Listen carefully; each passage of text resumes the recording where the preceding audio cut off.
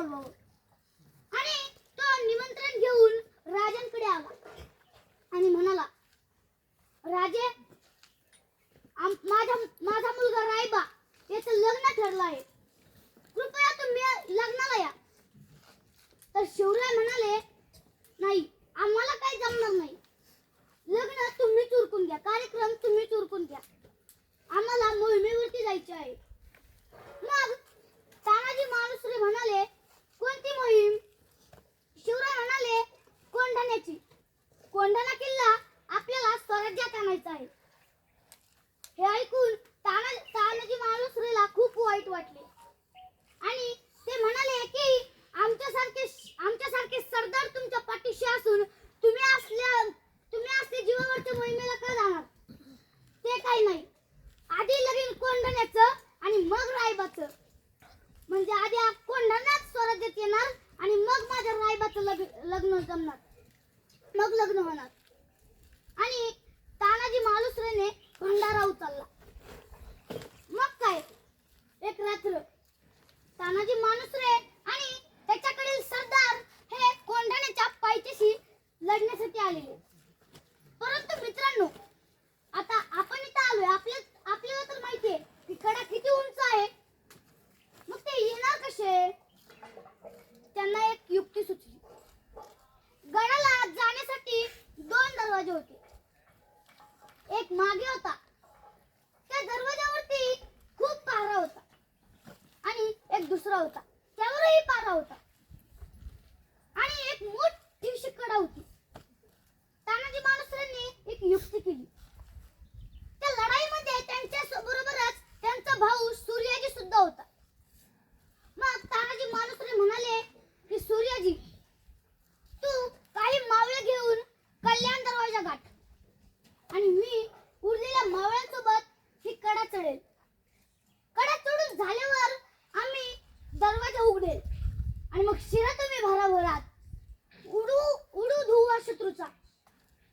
असं म्हणताच सूर्याजी काही मावळ्यांसोबत कल्याण दरवाजाकडे गेला आणि तानाजी मालुसरे यांनी कडा चढण्यास सुरुवात केली.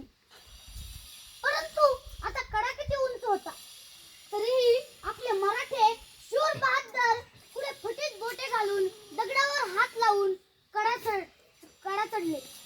पाच गाव भागले आणि वरती गेल्यावरच त्यांनी एका झाडाला एक दोरी घट्ट बांधली. आणि मग काय, भराभरात सगळे मावळे दोरीने वरती आले आणि युद्ध सुरू झाले.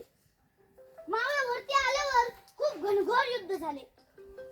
जेव्हा तानाजी मालुसरे लढत होते तेव्हा ही खबर उदेबान म्हणजेच कोंढाणा या किल्ल्याचा मुघलांनी ठरवलेला सरदार होता.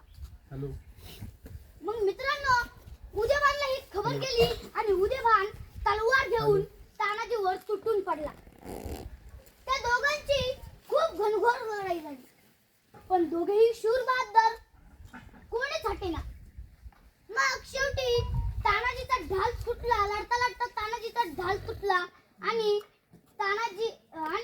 मग तानाजीने आपला शेला हाताला गुंडाळून त्या शेल्यावरती वार झेलू लागला. त्या दोघांनाही खूप जखमा झाल्या आणि शेवटी दोघेही घनघोर लढाई करून धारातीर्थी पडले. मग मावळ्यांचा धीर सुटला, आपला धनी गेला. मावळे पळू लागले. तेवढ्यात दरवाजा उघडला आणि कल्याण दरवाजातून सूर्याजी येऊ लागला. सूर्याजीने जी कडावर वरती येण्यासाठी दोरी बांधलेली ती आपल्या तलवारीने कापून टाकली आणि तो मावळ्यांना म्हणाला, अरे अशा भागूबाई सारखे काय पळता? तुमचा बाप इथं मरून पडला आहे. मी कड्यावरची दोर कापून टाकली आहे. एकतर कड्यावरून उड्या टाकून मरा, नाहीतर शत्रूवर तुटून पडा.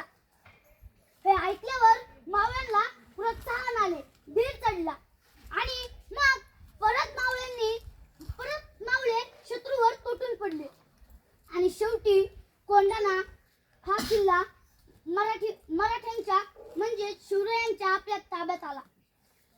तो किल्ला आपण जिंकला. पण असा किल्ला जिंकताना हा सिंहासारखा तानाजी धारतीर्थी पडला. ही घटना शिवाजी महाराजांना आणि मासाहेब जिजाऊंना कळताच त्यांना देखील खूप दुःख झाले आणि शिवराय म्हणाले, कोंढाण्यासारखा बळकट किल्ला आपल्या हाती आला, परंतु आपला सिंहासारखा तानाजी या लढाईमध्ये धारतीर्थी पडला. म्हणून शिवरायांनी कोंढाणा या किल्ल्याचे नाव बदलून सिंहगड असे ठेवले. तर मित्रांनो, कसं काय वाटलं मग आपल्या तानाजी मालुसरेंचा पराक्रम? आवडला ना? हो.